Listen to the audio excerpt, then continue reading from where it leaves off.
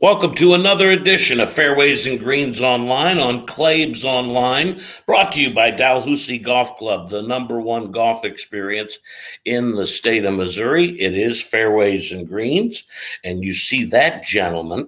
That is Curt Rohe with the Metropolitan Amateur Golf Association, and let's show that logo. The Metropolitan Amateur Golf Association is the lifeblood, if you will, of the game in our area here in St. Louis. Curt, how are you, buddy? I'm great, Jay. Great.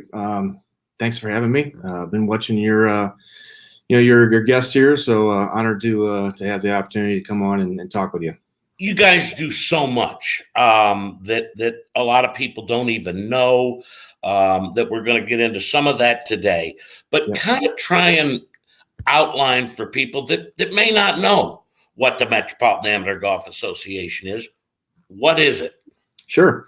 Yeah. So we're one of 59 allied golf associations around the country, United States, and actually including in Puerto Rico.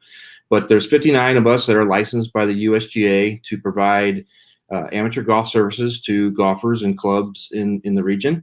And our region is the greater St. Louis metropolitan area, which is St. Louis County and kind of the counties surrounding that, and then all of Southern Illinois.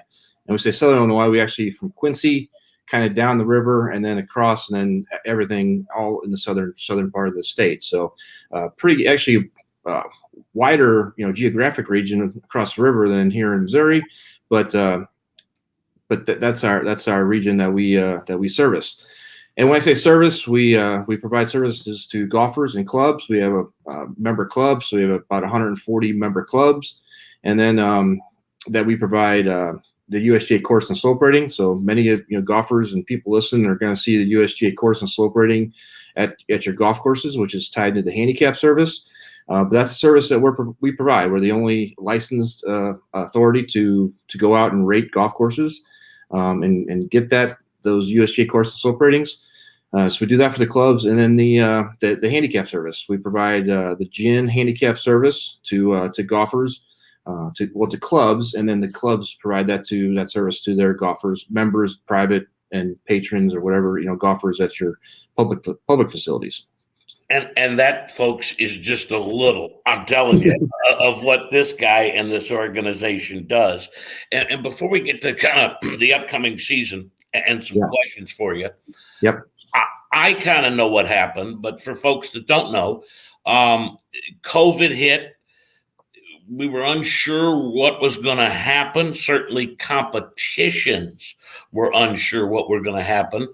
Right. And in the end, you guys were able to pull off some big time events with even larger fields, but in a different way. And we're part of that golf rebirth, if you will. Right. Yeah. When COVID hit, been just about a year ago, almost, there was so many uncertainties. We didn't know what was going to happen. We were getting ready to get into the season, not knowing. And, we were fortunate. We were able to get, every single one, well, everyone, but our Old Warson Cup was the only event that we didn't get to conduct, but we had to push some back. Our early events, April and May, we pushed back, and we were grateful to find other dates on the calendar and with our clubs.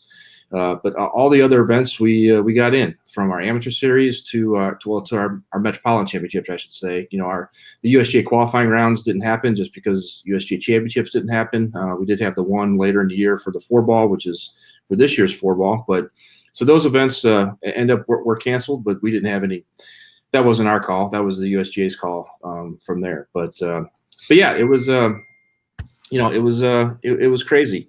The craziest part for us was because we're running events in both Illinois and Missouri, and for the different we had to adapt every event, how we were conducting the event, and not only from state to state, but in Missouri, because as the counties were different. I mean, we could go to St. Charles County and kind of do whatever we wanted, but when we were in St. Louis County, we had to adapt and react. So certainly a different crazy year, but grateful to be able to get everything in that we were able to. Well, and I know seeing one of the competitions right in front of my eyes over at Gateway when we hosted the East Side Amateur, Right. it really came off well, and I think it was a spectacular year. And I do want to highlight the 3 players of the year, and I'll let you give their names. This gentleman won the senior division.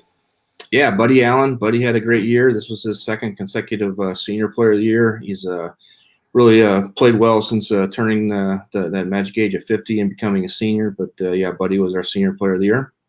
And there's the GOAT. Yeah, what can we say? Yeah, Ellen Port again. Boy, I'm trying to think what the number is. It's how many player of the year she's won, but yeah, Ellen captured it again. And having said that, just to point out, our women's player of the year has kind of always been a little bit more of a subjective call, but we have created a women's point system going into 21, so that you can find that on our website. There will be points involved with our championships, state championships, even the women's district. We've got some point events, so we'll have a really clear picture of the women's player of the year and senior player of the year. Well, that's cool because I never thought about that, that, like the old days, the right people make the call and that's Right. the player of the year. But, it's kind of also that situation now with different contests or organizations where the points is what gets you. And this guy, 13, he looks like he's like getting ready for a movie premiere or something where he's sure he's got his mask, but 13-time Metropolitan Amateur Golf Association Player of the Year, Skip Berkmeyer. Yeah, not a whole lot we can say. I mean, he's been as you said, 13-time, and it'd been a couple years since he had won it. So Crimson Callahan, a couple other younger guys, I'll say, air quotes, I guess.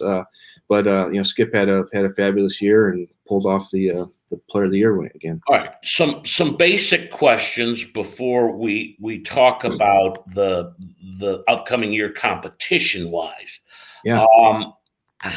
There's somebody out there that's watching. I do believe that doesn't have a handicap. They may even be a regular player, but for whatever reason, laziness or just not having one, they don't have one. How can somebody get a handicap? Because I know it's very easy. It's nothing like it used to be. Yeah. Yeah. So there's a couple different ways. We get that question, all the time here in the office, whether it's by email or a phone call. You have to be a member or affiliated with a member club that is compliant under the World Handicap System. So all of our clubs who offer the gin service and the handicap service had to go through a compliance, process to do that. I always ask, the first question I always ask to the golfer is there a club or facility that you frequent more than others? Yep. And if they say Gateway National, I say go to Gateway. Go, they have the service there. You can get it. You can join the Metropolitan through that, and that's really what it is. Not to harp on the handicap. The handicap is the number one reason people join, but we can say it's a membership with the Golf Association, right? And it's more and with that you get the USGA Handicap Index. So anyway, so that's the go to visit one of your clubs. But the other way, we do have an e-club, an online e-club that people can join right through our website, and it's very convenient. But those are the two different ways. And then obviously the private golfer, the private club member who's out there who's listening, they're getting it from their private club, wherever they're a member at in the region.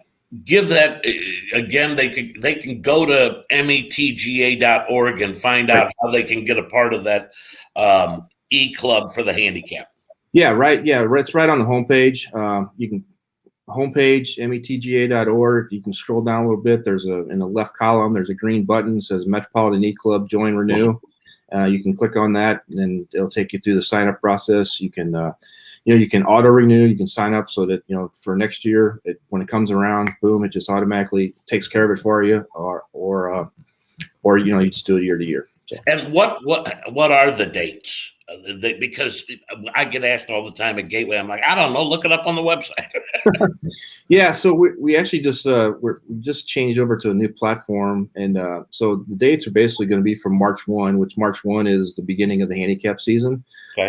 So your your membership goes March 1 for the next year. So that's kind of the process. All right.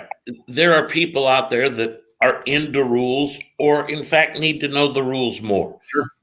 If somebody wanted to learn more about the rules of golf, you being a knowledgeable gentleman about the rules of golf, where would you direct them? Well, the USGA website has rule stuff on it. Our website has some rules, USGA rules of golf information on it.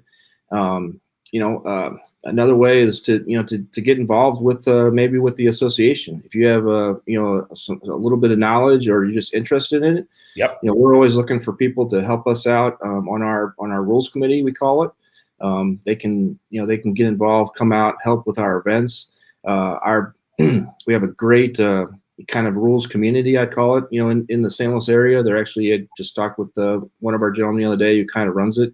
They have a monthly meeting where the people, they get together and discuss the rules of golf. But they kind of pull that from our rules committee, from the other organizations in the area, who have volunteers that get involved. So a lot of great information, great education out there. There's the USGA PGA rules of golf workshops. Kind of odd. I'm doing mine at the end of March. It's going to be different doing it all virtual instead of going somewhere and sitting in a classroom for 3 days. But Right. But a lot of educational opportunities out there, and even a lot of stuff on. I follow 2 or 3 things on Facebook, where people are constantly talking about about the rules of golf. You know what? It just came to my mind. I'd be a dummy if I didn't ask you.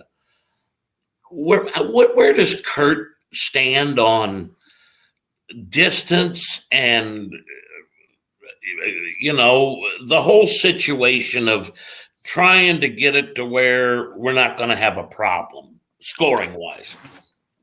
Yeah, gosh, that's so tough. It's hard because what we deal with is on the amateur side, and we're talking about what they say, whatever the 0.2% or 0.1%. Does that really? What does it have to do with the other 99%, and especially the golfers that we're servicing? The true amateurs, the country club players. So yeah, I don't know. But you run competitions at right. a high level where if the professional game was altered a bit or changed or different rules were in place, more than likely at the highest amateur level, it would probably be there as well. Sure. Oh yeah. Yeah, absolutely. I just, I think there's other things we can do. Whether it's golf course setup, there's some players who have talked about that it's, you can make that more difficult and more, demand more, from a setup standpoint. And that certainly goes towards the professional and the high level, elite amateur events. I agree with you, Curt, that Joe and Susie Smith that go play Sunday afternoon at Belk Park could care less, Right. They need to hit it as far as they can. And this year, that's what folks are going to be trying to do in the high level competitions for the Metropolitan Amateur Golf Association. And I'm going to start off with the USGA schedule. Yeah. And you mentioned earlier about last year really not conducting a qualifier until the opportunity was there when the USGA opened up qualifying for the 4-ball. You started off with the U.S. Women's Open at Old Hickory. Off the bat, you got the kind of the 2 biggies, U.S. Women's Open and U.S. Local qualifying at Spencer T. Yeah, we're excited to have Women's Open qualifying back. It's been 2 or 3 years since we've had the opportunity to conduct that, but I think it's great. It actually started to become we haven't done many of those over the years. We had about a 3 or 4 year run. It's really become one of my favorite qualifiers to conduct. To be honest How with you. many will you have, you think? Well, we have a cap of 84. So Okay. because it's a 36 hole, in one day, so we have to turn them around. So we have a cap of 84. So that'll be the most we have. So, and as far as number of spots, we won't know that until Sure. after the close of entries. So that's it. Yeah, that's actually April 28th, and we're looking forward to doing that at Old Hickory. And then then U.S. Open qualifying. Those entries just opened on Wednesday, so Yep. we'll start seeing those come in. Going to Spencer T. That's where we were scheduled to go last year, and so we were able to go back there this year. And I like the play of having the gals and the guys on the junior level the same day. A good venue for them to try and qualify for the USGA signature event for juniors. Yeah, the girls and we started that a couple of years ago. Having the opportunity to those fields aren't that great, that big. Yep. So to be able to do them on the same golf course, it just makes more sense. Instead of having to go out and get another venue when you can knock it out in one day. As long as that's a tricky part with the USGA qualifying rounds is we have a window of time that we have to get that done in, and as long as those windows overlap and we can make that happen, we do that. We do the same thing later on with the senior am and the senior women's am. Quincy. Up at Quincy, Quincy's always been really great to us, and we try to go there probably every other year. For those who don't know, it's really one of my favorite golf courses, in the region. It's old school, fabulous golf course up in Quincy.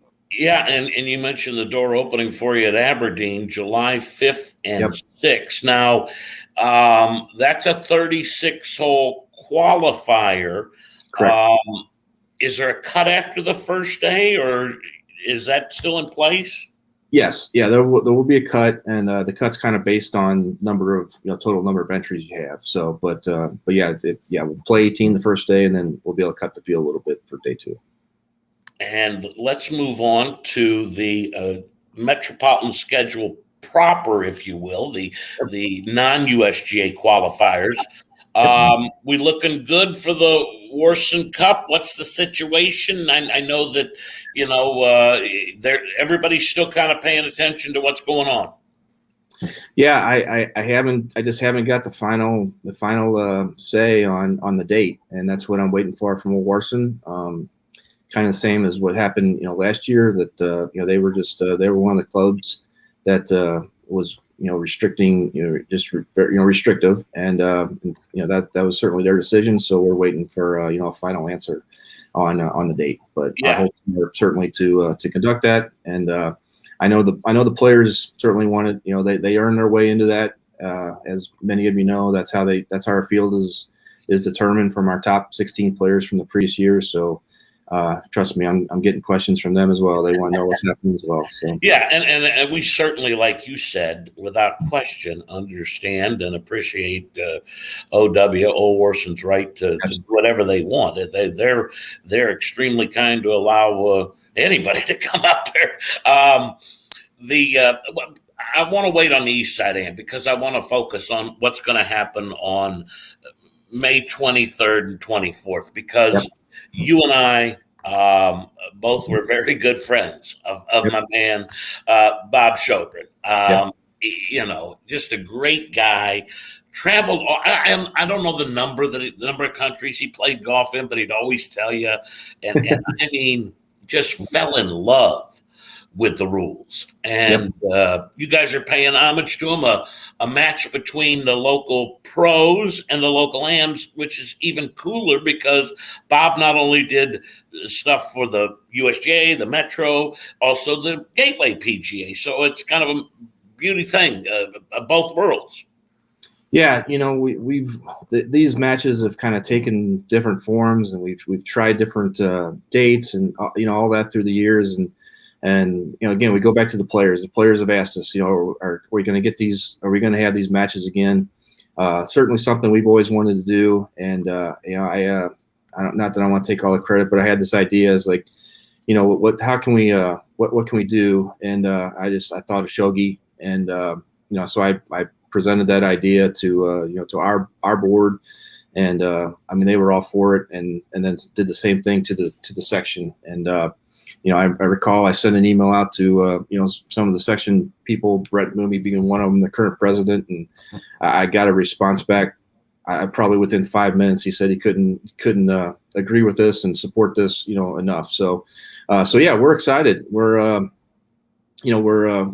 bought a beautiful new trophy, or not new trophy, but a trophy from a silver shop over in London. Really? That's where we got all the Metropolitan trophies, and so that's being engraved right now over there to have it ready for the 23rd, 24th.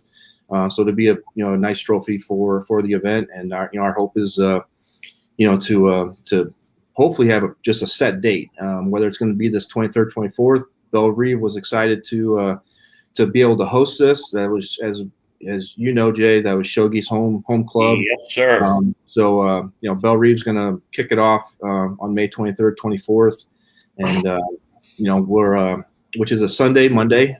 So we'll play one of the matches, one of the formats on Sunday afternoon, and then play 2 formats on Monday, when the club is closed. But should be great. We're working out the details as far as team sizes and all that right now. So well, I salute you for doing it.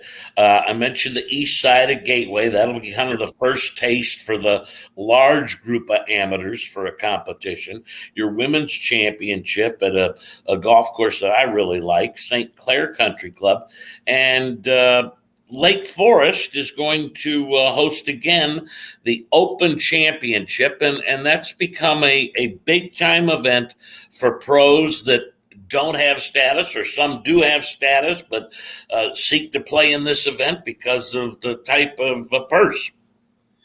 Yeah, this will be the 16th year for the Open. Wow. Which is, it's hard to believe. It seems like just yesterday that Tom and Dick Shapier, had this idea to create an Open Championship for St. Louis, and it's certainly evolved. It started as having the one idea, and it's evolved to this.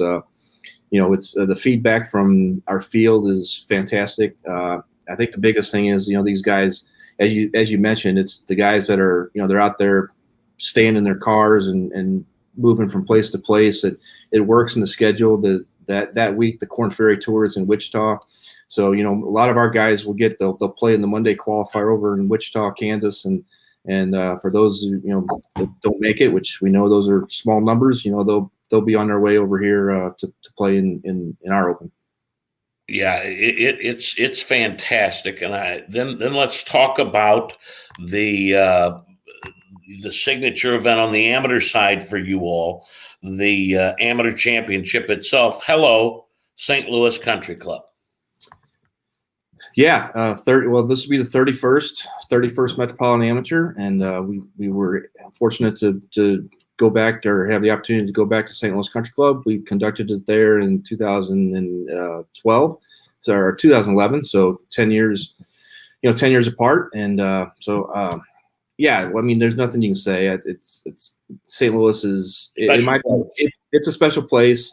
It might be my favorite golf course to do setup on. I mean, it's just those greens and the green complex, just everything about it. I love doing the golf course setup there, and so I'm all excited just for that aspect. So you can see, folks, why Curt likes Quincy. He's old school there with what's happening at St. Louis Country Club, and you've gotten a lot more people involved in competitions. Yep. Just the regular amateur player with a handicap that's looking to have a little competition, some fun, some camaraderie. You've created the Metropolitan Amateur Series, now up to 6 events and a 7th with the championship. Folks get to play places like Wing Haven and Ann Briar and Persimmon. I mean, country clubs, Persimmon Right. Woods, Sunset Hills, and now you're adding a ladies division to the amateur series. Just talk a little bit about the concept and who you're looking to target. Yeah, so this will be this is probably year 10, I think, of the amateur series, around that, and it was just we were, how could we connect? I mean, generally a lot of our events, especially on the men's side, is for the better, the low single digit, player. And so how can we reach the handicap golfer, I guess, per se. And it's so we created this amateur series. There's, gosh, now, as you mentioned, adding a women's division. We have men's open and net division, senior men's open and net, a super senior net, and now a women's net division.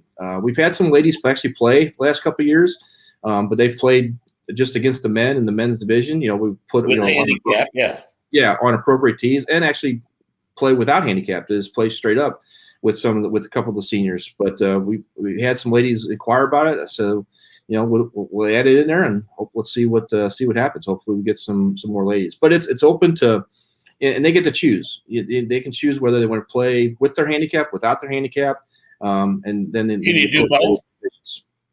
No, you have to choose one or the other. Yeah. So, but because we got some guys like for instance, in the senior open, which is the no handicap, division, who are probably a little higher than what they, they're a high single digit, or, low, around that 10, but they play in the open. Just they want to go out and play mano against the other guys, and not play with their handicap. So we give them that choice. It's not we don't put them where they want, or where they should be. We could go on forever. We've gone long, but so we're going to save Normandy for next time. Okay. But I think it's safe to say the future's bright for Normandy. Yeah. Good. Yeah. No, you're right. Yeah. We're it's a work in progress, and there's not a whole lot else we can say at this time. We able to reopen it last year and operate it, and had a great year, and that's where we're getting ready to get into the 21 season. And all I can say is I just say stay tuned. So I like it. I will be. And thanks so much for your time today, my man, and looking forward to doing a number of these along the way. Have a great weekend. Thanks, Jay. See ya. You got it.